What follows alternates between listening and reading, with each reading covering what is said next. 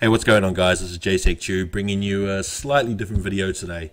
Now, I've had a lot of requests on Twitter and Instagram about bringing out tutorial videos for Cinema 4D, motion tracking, Photoshop and all that sort of stuff. So what I've done is I've put a project file together for you guys to download for free. There's a link in the description, so feel free to go and check that out so you can follow along. So what I'm going to do is jump straight into Cinema 4D and show you how to use it.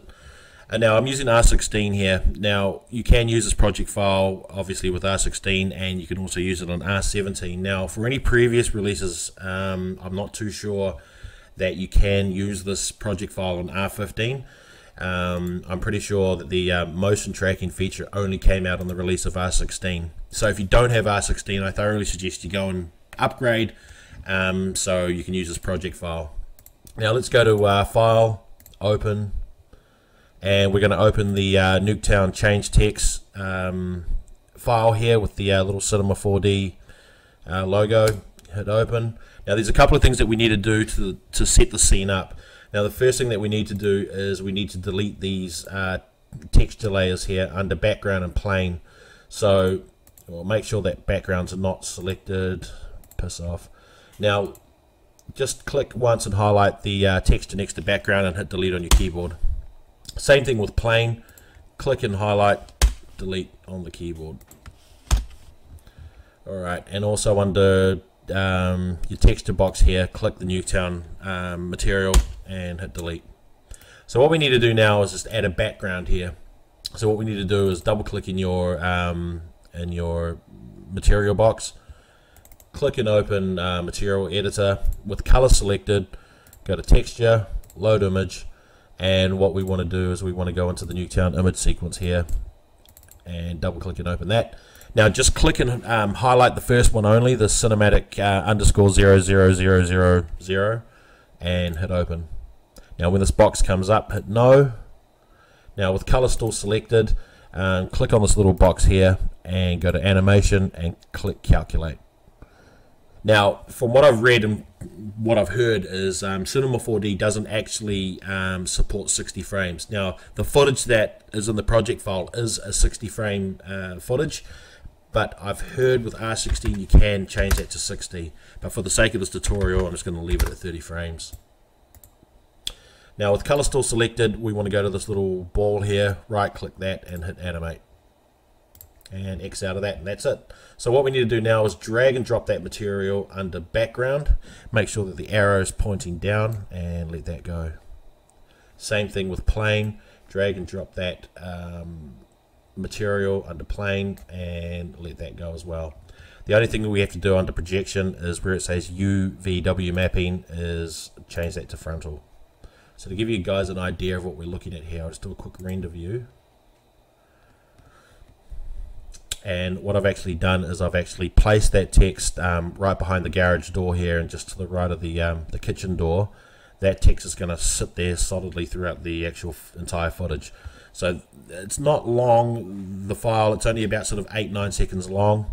So if we go to say frame 240 and do a quick render so you guys can just have an idea.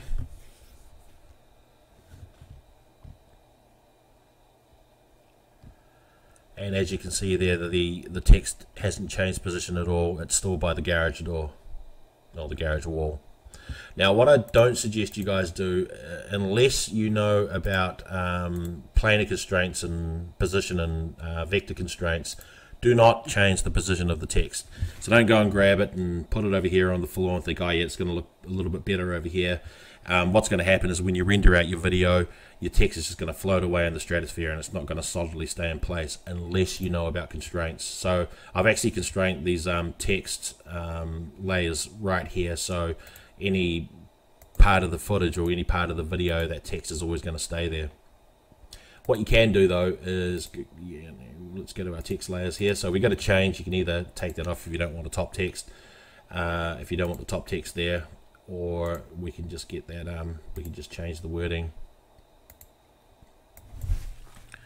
Let's change it to U, and let's change the text layer, the bottom text layer there, we'll change that to tube. probably makes sense, doesn't it?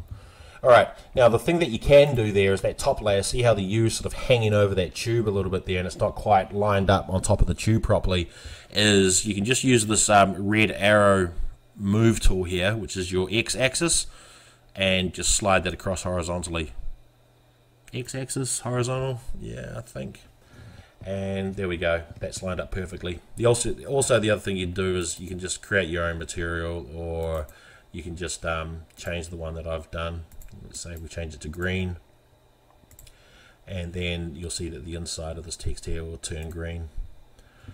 Alright, so that's about it, guys. Now there's a couple of more project files that I will be bringing out in the next week or so. Make sure you hit that subscribe button so you guys can be notified when I bring those videos out.